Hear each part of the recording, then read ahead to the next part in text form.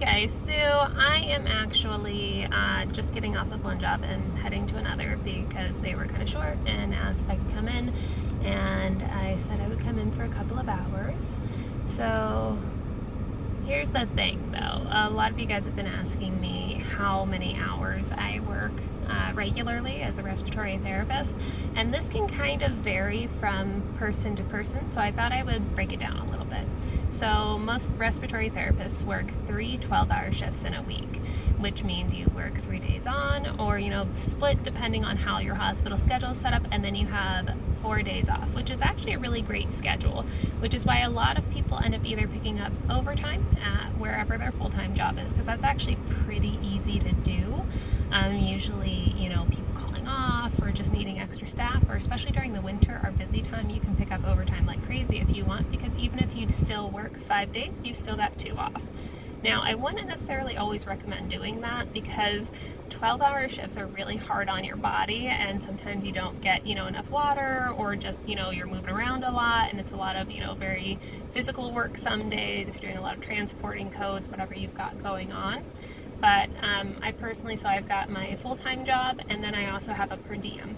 Now, per diem jobs actually tend to pay better than full-time jobs, because when you're per diem, it means as needed, and you sign up for schedules, usually like scheduled days. Usually there's some type of requirement, like you have to work so many weekends a month, or so many holidays throughout the years, or so many days per month. And again, that varies, from hospital to hospital. Now, per diem pays better because you don't get benefits. You don't get paid time off. You generally don't get health insurance. You don't get retirement, things like that. Sometimes you'll find a random per diem job that will offer you something such as health insurance, but that's very rare. So to make up for that difference, they pay you more. Now, with per diem jobs also, you can generally only work a set number of hours, because legally, if you work over, part-time hours, or what's considered part-time, they're legally required to offer you insurance. So usually when you sign up as a per diem employee, that's part of the requirement. You can only work so many hours per year. So if you burn through all of your hours within, the first 5-6 months, then you can't work for the rest of the year until your hours reset, which is a downside to per diem. As well as generally when places are calling employees off because of low census, or meaning that there's not enough people in the hospital for the number of people that they have on staff, per diems go first because they make more money, and one of the benefits of being a full-time employee is not getting called off regularly. You get your regular scheduled hours, whereas with per diems, that is, again, not a benefit. So again, if you're working multiple per diem jobs, sometimes that can work out because you can space it out to where it equals the full-time and you're making more. But I just want to be honest with you guys. Once you hit summer, or things start to slow down, you're going to get called off a lot. So you can't really depend on per diem jobs all the time. Again, there's an exception to every rule, so maybe you can consistently get enough hours to pay your bills throughout the year if you have multiple per diems. But you have to be careful with that, again, because although the pay is really great, sometimes it's even, almost double what a full-time job would make, depending on the hospital and location, again, because every hospital pays different. Some hospitals here pay $30 per diem, others will pay you as high as $50 or $60. So again, depends on the hospital.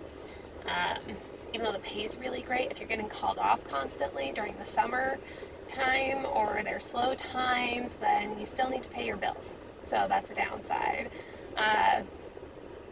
Where was I at? Sorry, this video might be a little bit of a mess. So basically, I have my full-time job, which I just got full-time. I was working 2 per diems, so that's 3 days a week. And then for my per diem job, I usually sign up for 1 to 2 days a week, whether I get them or half shifts. That's kind of a toss-up. But again, that's my own personal choice. You don't have to get a per diem job. You don't have to work the extra hours. But it's nice if you have something you're saving for, or if you don't mind working the extra hours and having the extra cash, which is what a lot of RTs and people in healthcare do, which is why you'll see a ton of nurses, a ton of RTs with multiple jobs. Basically because, again, if you work 4 days a week, which is technically overtime, you you still have 3 days off in a week, or if you work 5 days a week, you still have 2, and there's some of us crazy people that work 6 days a week, but everybody has their own preferences and what they can and can't do, energy-wise, time-wise, so whatever you decide to do with your schedule, just make sure you don't burn yourself out, make sure you give yourself some time to relax also. But in a nutshell, that's just kind of like a breakdown of per diem and then what I personally do. So again, I work a full-time job, which is 3 days a week, 36 hours. And then I work 1 to 2 days per diem week. So that's 12 to 24, depending on, sometimes more, just depending on what I feel like picking up. If I'm tired, I'm not going to pick up an extra day because you're not required to come in when they call you. Also, as long as you've signed up for your scheduled days or what they require of you, if they call you in and you don't go in, you've already filled your requirement with them. So it's not a big deal.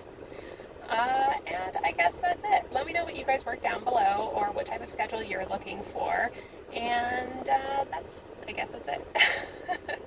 Thanks, guys. I will see you next time.